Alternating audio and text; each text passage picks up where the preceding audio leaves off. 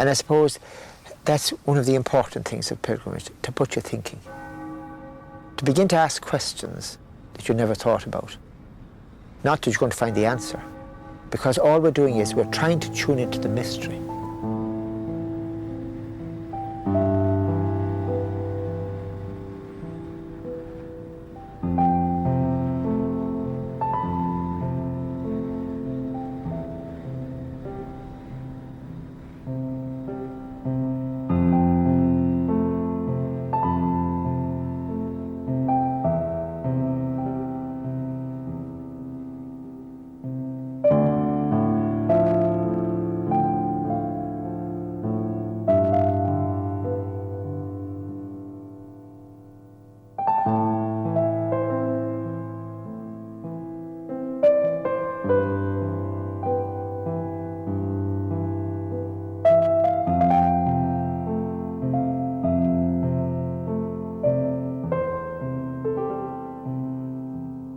I, Patrick, a sinner, a most unlearned man,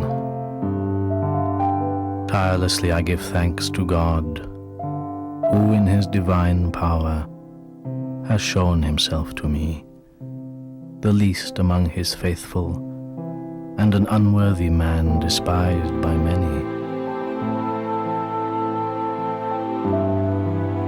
He bestowed upon my heart the gift of limitless faith, so that in these final days I could carry out his divine work.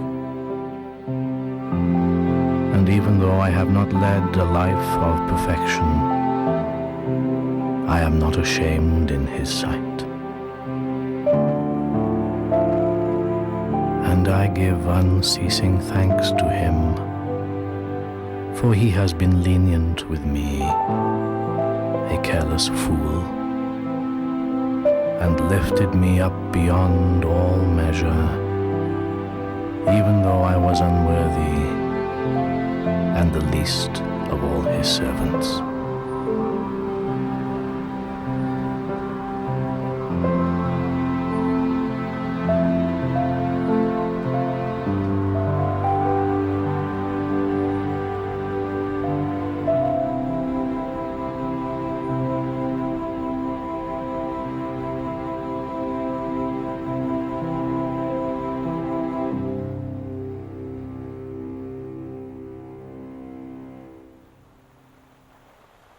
I'm afraid we'll have to wait until we get to heaven to know who the real St. Patrick was. We know a little bit about him.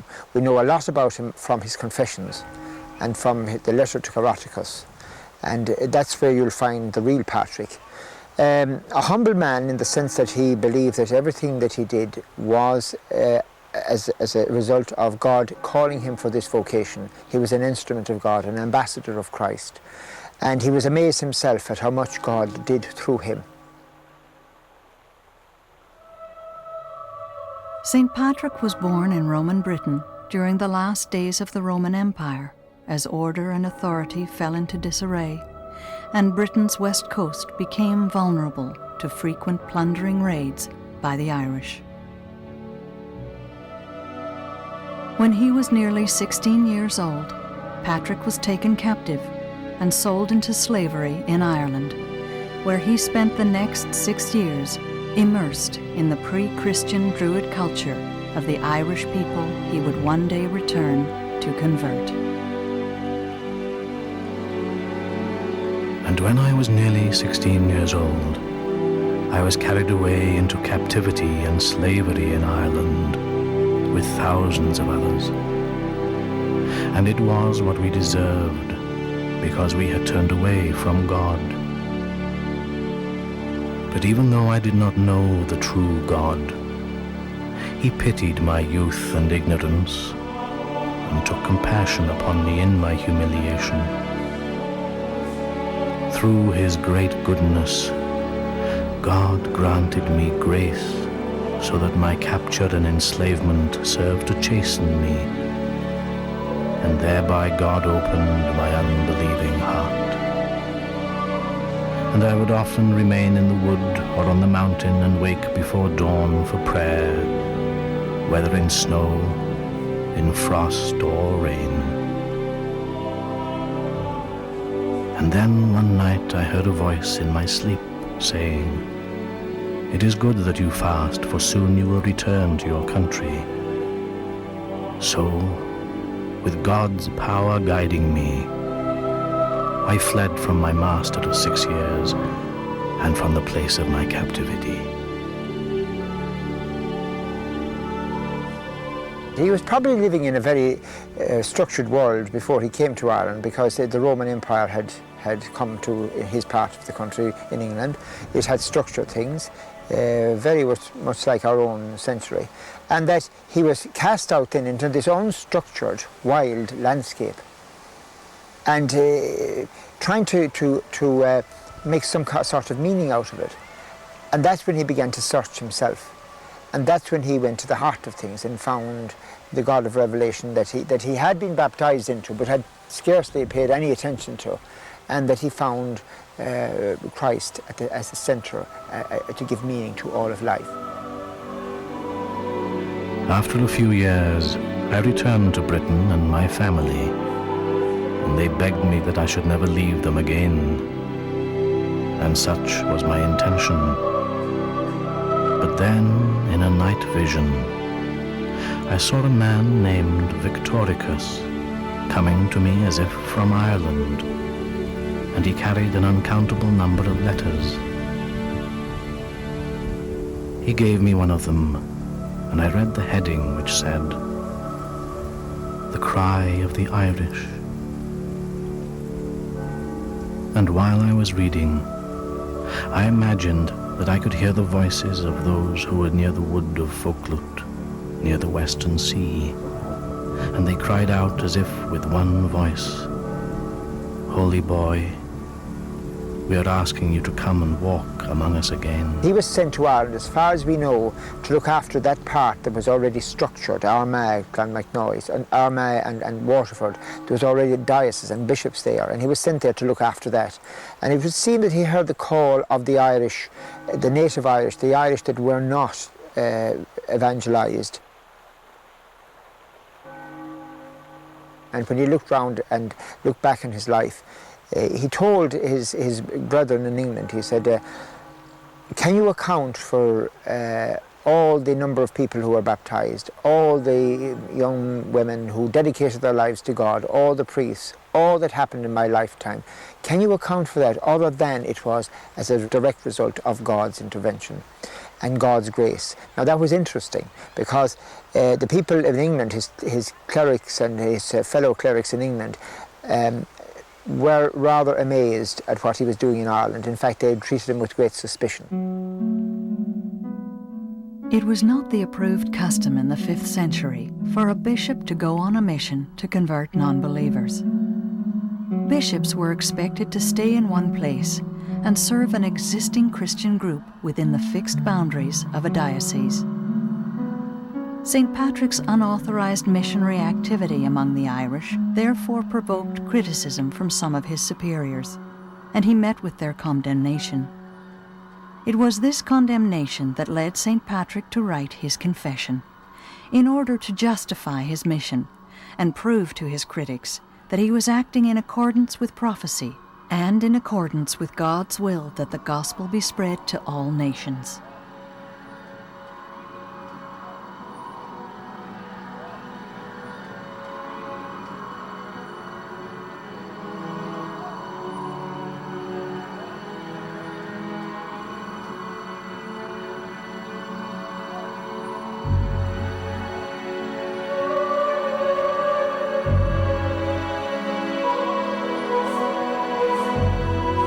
Truly, I owe a great debt to God, for through me he has redeemed from the ends of the earth a people who are newly coming to faith. I should give ceaseless thanks to him, because he has often pardoned my foolishness and carelessness, for I did not immediately respond to what had been revealed to me and what the Spirit was prompting in me. But God saw that I was ready, even though many were disapproving of this mission, saying, "Why is this man exposing himself to danger among enemies who do not know God?"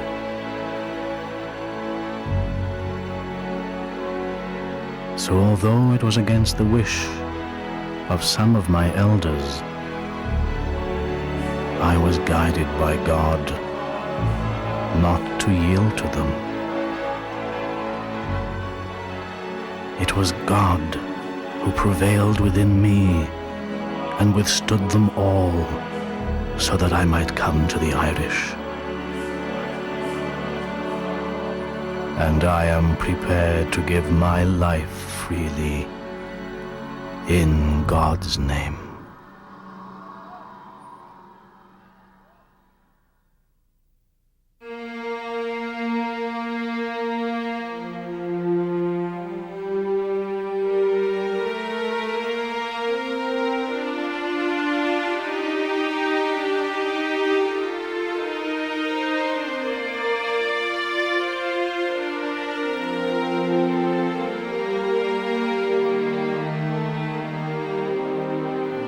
O Lord, my strength and my stronghold, my refuge in the day of tribulation, to thee shall the nations come from the ends of the earth and say, "Surely our fathers have inherited naught but lies, worthless things in which there is no profit." Shall man make for himself gods? Such are no gods.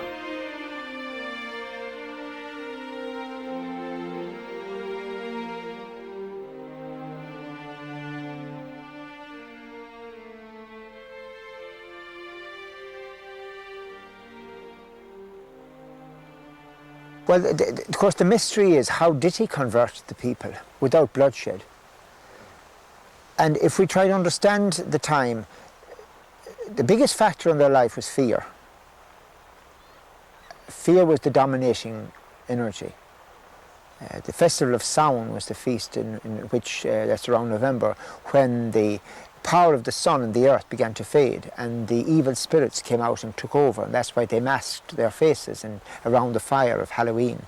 They killed the cattle, the ones that they couldn't have for breeding purposes, because they would starve during the winter, and they drove them over the cliff. That was the way one of the ways they killed them.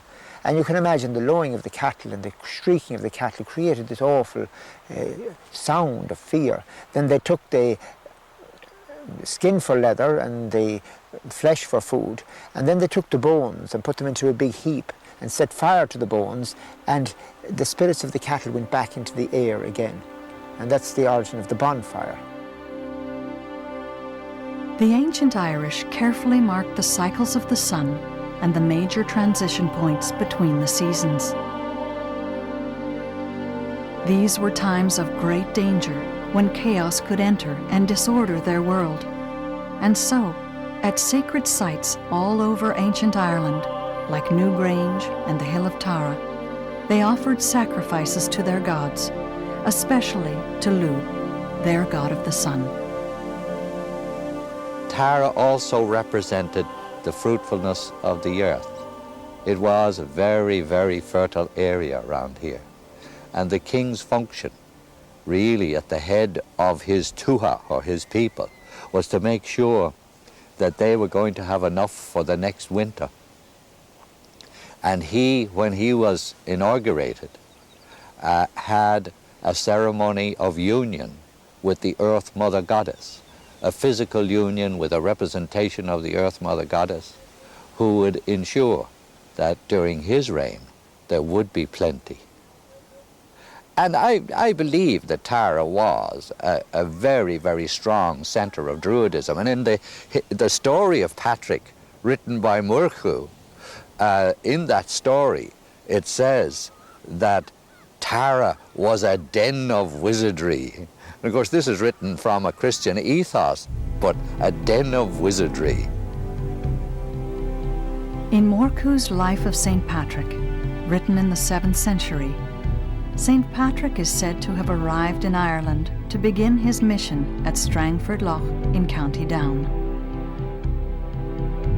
From here, St. Patrick is said to have made his way back to his former slave master to pay him the price of his freedom. In Morcu's tale, Patrick is then inspired by God to head for Tara to celebrate Easter, which was then approaching. And on the 14th day, each household of Israel should kill for themselves an unblemished lamb and eat its roasted flesh, so that none remains until morning. Whatsoever remains you shall burn. For this is the Passover night, when the Lord will pass over his people and strike down the firstborn of Egypt, both man and beast, and bring his people out of captivity. And it so happened that the Druids, the teachers, and the mighty among the Irish had been summoned by their king to Tara to celebrate their own festival. And it was the custom of their festival, known to all, that whosoever should light a fire before the Druids' fire at Tara would be put to death. Now, Tara wouldn't have been the seat of the chief druid.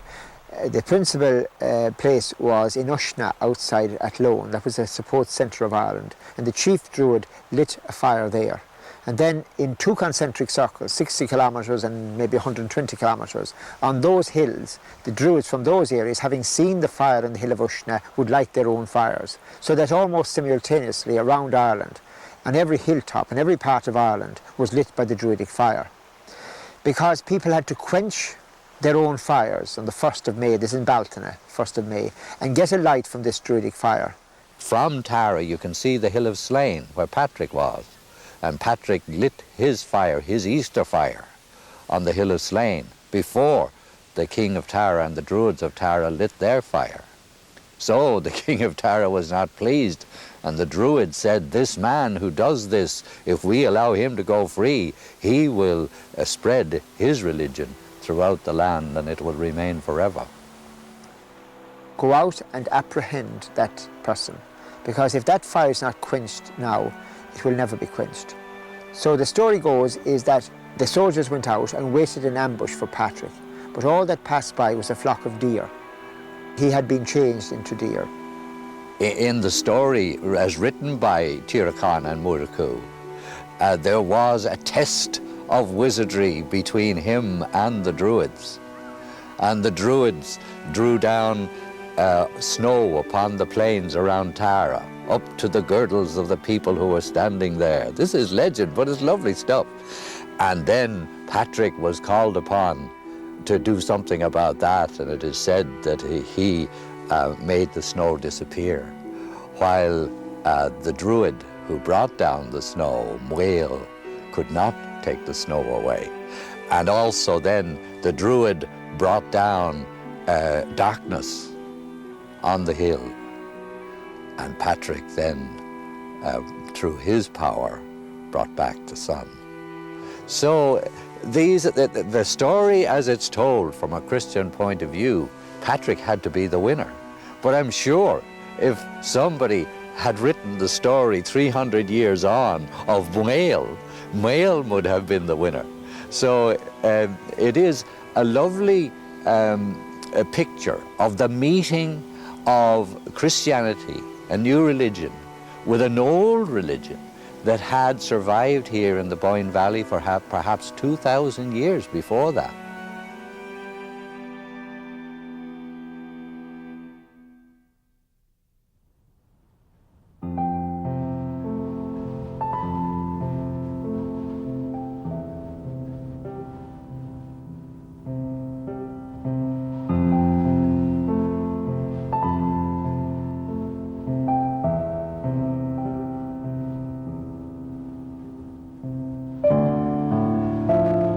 The Lord is my strength and my song, and he has become my salvation. He is my God, and I will praise him, the God of my father, and I will exalt him. In his mercy he has led the people whom he has redeemed, and guided them by his strength to his holy dwelling. The nations have heard and they tremble, and he has brought them in and planted them on his mountain, the place which God has made for his sanctuary.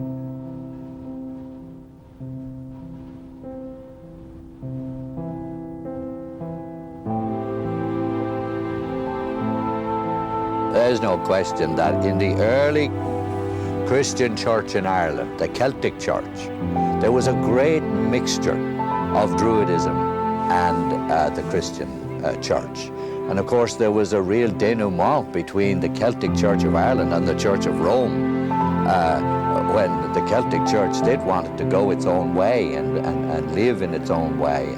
And Rome said, no, you can't do that. But yes, there's no question that what we talk about as the early saints of the Christian church in Ireland, they were a new embodiment of the Druids. They were new Druids. There's no question about that. In the wake of St. Patrick's life and mission, there emerged in Ireland a distinctly Celtic form of Christianity, blending Christian faith and Celtic Irish traditions in art, music, poetry, and religious practice. Although the outward expression of Celtic Christianity may have appeared unorthodox, it was not so on any of the major points of Christian belief.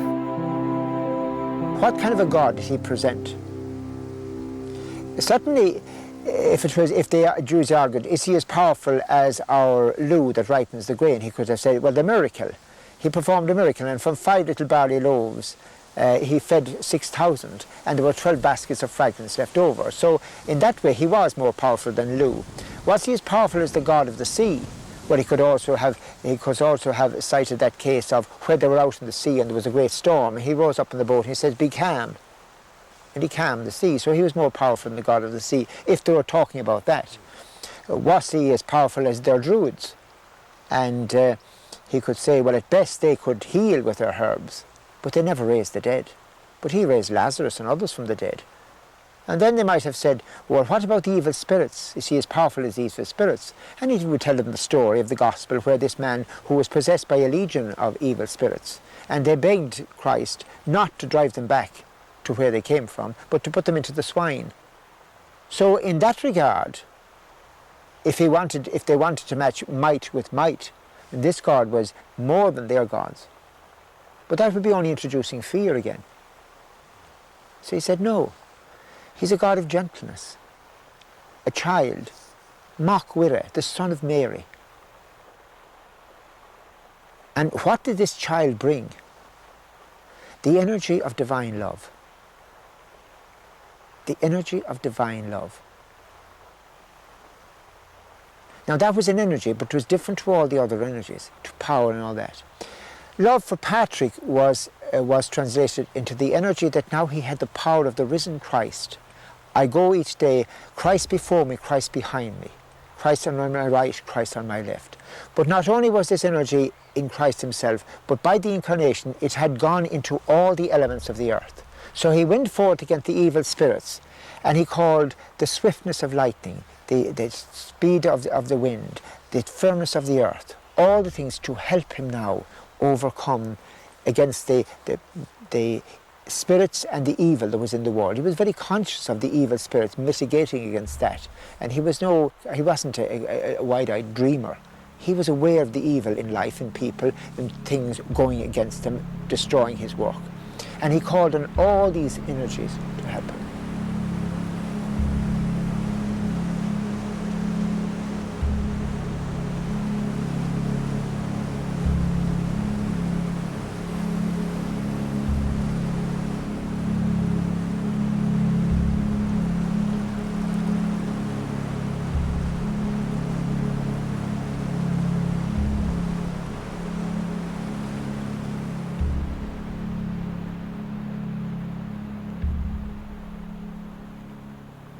One of the great virtues of Patrick was gratitude.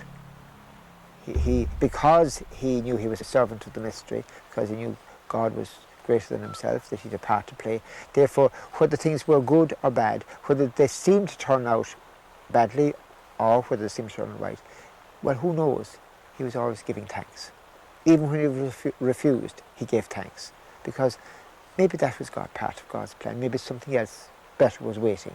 So he was always grateful, because he had this great confidence that God knew what he was about, even though Patrick mightn't. And so that's the power of Patrick's mission and in Patrick's life, is that he did things quietly. This humility of Patrick, that he was a steward of the kingdom.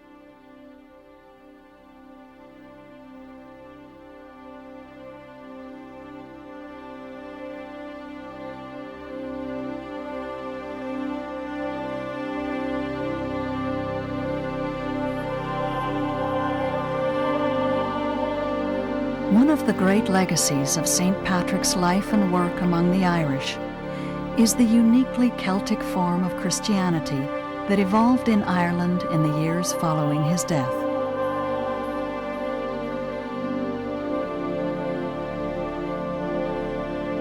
Although Celtic Christianity was firmly Christian in belief, it was, nevertheless, not far removed from the traditions, practice, and lore of the Druids. You see, the Éastána, that's the Fili, the poets, the Brehons, the judges, the Druids, the priests, and the kings. They were people who spent a lot of time in studying. 21 years was their training, and all mental and memory. So they were people who were searching for meaning. And that's why I think when he presented Christianity, Christ, to them, in the way, whatever way he presented it, it fitted into what they were searching for.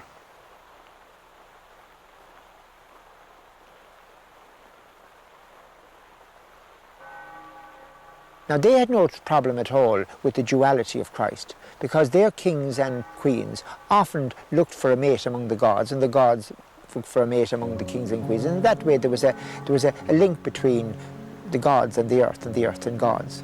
So the fact that he was both man and God presented no problem to him at all. The fact that there was a Trinitarian God, which Patrick preached, Father, Son, and Holy Spirit, they had already triple goddesses, like Bridget and Morrigan and all those. They were triple goddesses. So they had no problem at all with the Trinity. They had no problem at all with God becoming incarnate.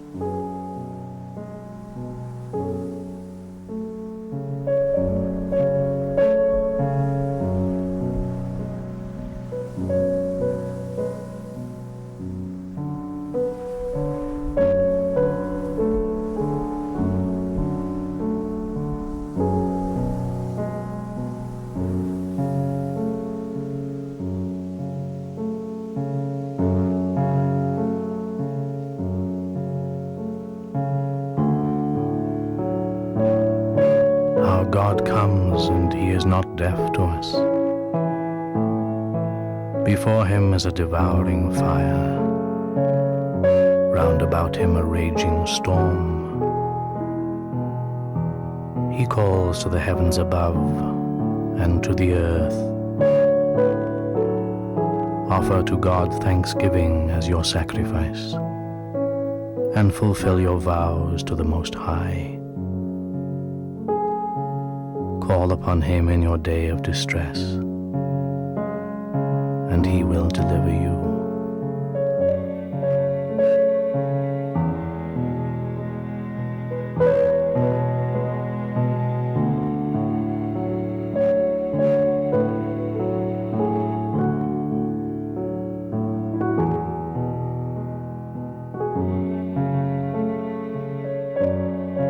Faith, for the Celtic Christians, was the creative power through which they sought harmony and order within themselves and in the natural world of which they were a part.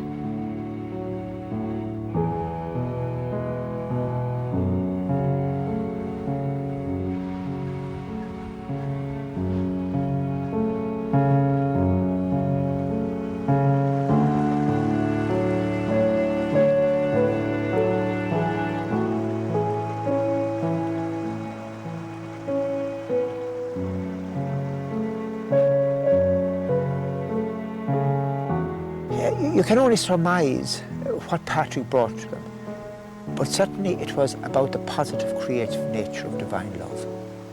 And it was this power of love that was shining through them, and that's why they did their penance and their prayer, to allow this energy to overcome and to integrate and to give meaning to all the other energies that were within them. They didn't suppress the energies within, they just sublimated them, and all the energies were creatively transformed by this new energy. And that's why they had the creativity for that culture of 300 or 400 years, wonderful culture, the creativity to go out wherever they wanted, and they were alive with this new message because they believed we've found it ourselves, in our own selves, in our own lives. You have to have it. And it was the conviction of people who were talking about something that they found themselves that converted others. Not the preaching, but the absolute conviction. These people are happy, these people have found life, there's a fire in them, and there must be something in it.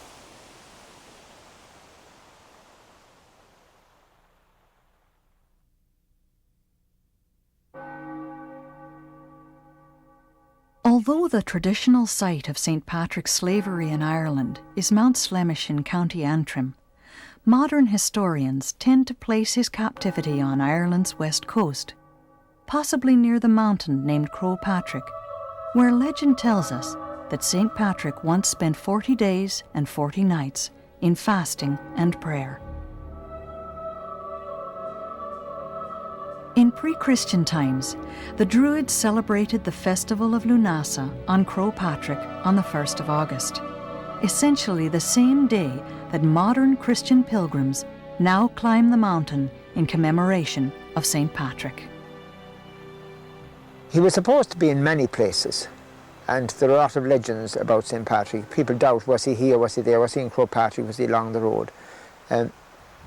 Again, you have to take that at Patrick's time there wasn't any written tradition, or there wasn't anything written. It was all passed down by word of mouth and by memory. And the strange thing about it in Ireland, the places that he was supposed to be, you can find legends, stories about him there. When we were searching for the old pilgrim road between here and Croagh Patrick, as you came nearer Croagh Patrick, well, about 3 miles from Croagh Patrick, there's a mountain, what we call a mountain. Now, he could have gone over the mountain, to the right-hand side of the mountain, to the left-hand side of the mountain. So we asked the people along the way, is there any trace, or is there any remnant, or is there any stories about Patrick passing this way? And they said no. Did you ever hear from your grandfathers that he passed this way, or that this Toha was this way? No. And we were very surprised. And then one day I was at the other side of the mountain, which again is only about 1.5 miles distance. And I was going along and a woman said, "You're looking for something?" I said, "Yes, we are. We're looking to see, is there any trace of the path, of the old pilgrim path that Patrick took?" Well, she said, every morning when she got up, she went out and she kissed a stone and said, "That's Patrick's stone." So I said, could you show me where it was? So we went up, and there was one of the long stones. Now, of course, Patrick would have gone the way of the long stones, because they were the stones that marked the old Druidic path. But here it was on the ground, forgotten. But yet in folk memory, this woman would go out and kiss that stone.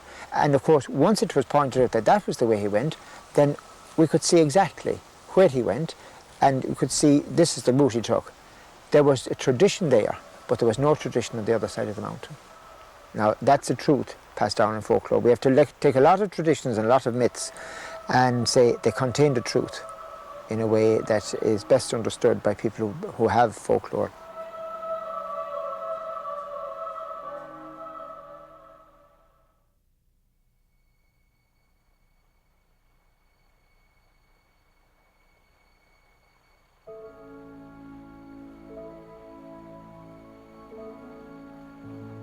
I have no doubt at all that Patrick was on Croagh Patrick for those 40 days, because that has persistently come down. And even when politically the church wanted to use it, they never denied it, that he was there. And that was in the 9th and 8th and 9th century. Now, we're told that he set out from Ahagaur and he went by foot. Now, he deliberately set out for that mountain because that was a Druidic mountain. Only the Druids could go to the top.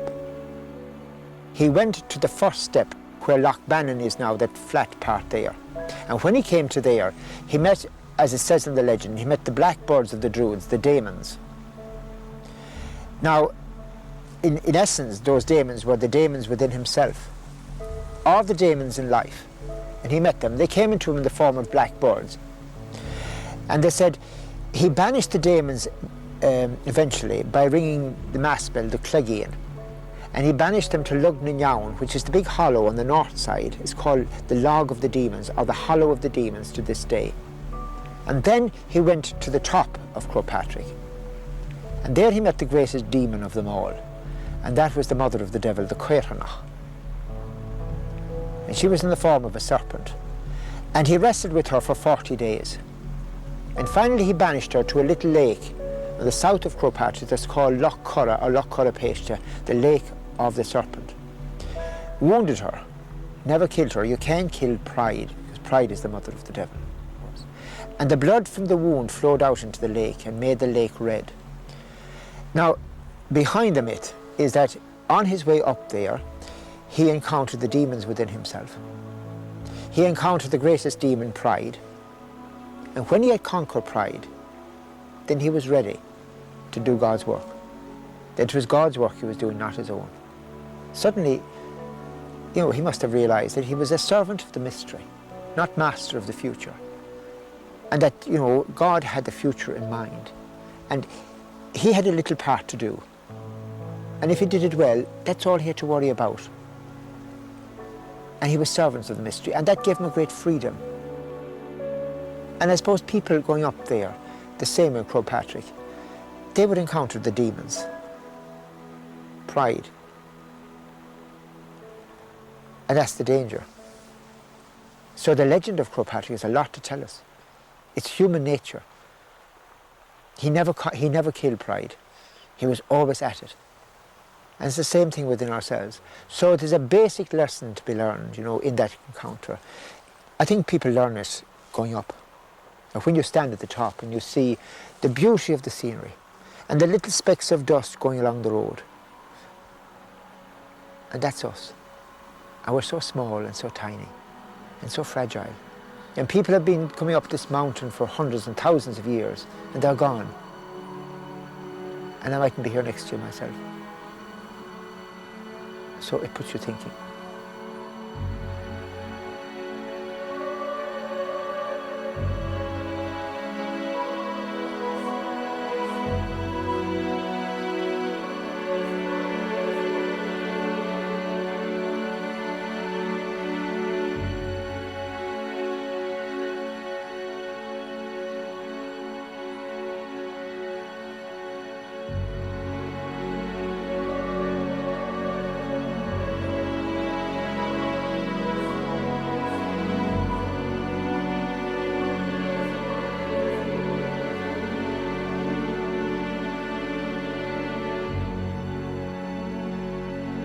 He bestowed upon my heart the gift of limitless faith, so that in these final days I could carry out his divine work. And even though I have not led a life of perfection, I am not ashamed in his sight, and I give unceasing thanks to him, for he has been lenient with me, a careless fool, and lifted me up beyond all measure, even though I was unworthy and the least of all his servants.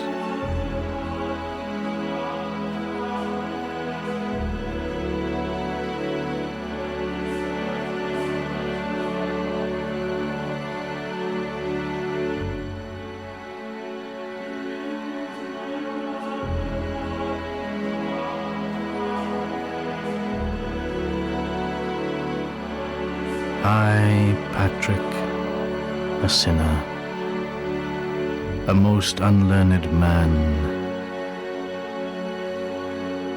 tirelessly I give thanks to God, who in his divine power has shown himself to me, the least among his faithful, and an unworthy man despised by many. In spite of all our progress, there's a search again. We think we've captured life and everything about it. We can manipulate it. We know everything about science now, the DNA.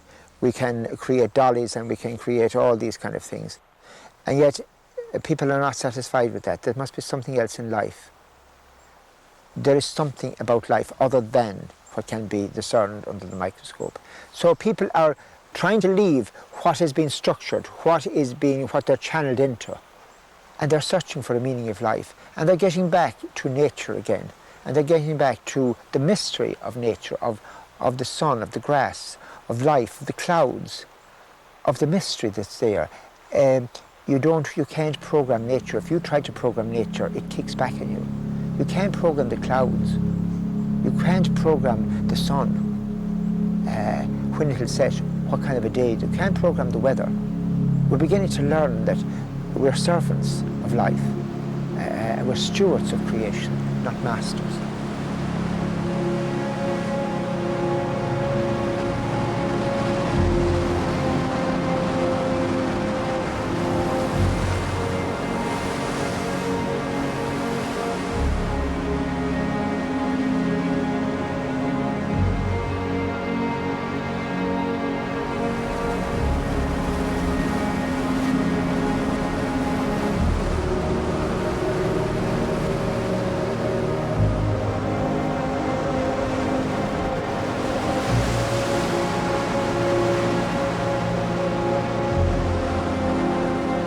When I sought the Lord, he answered me and delivered me from all my fears.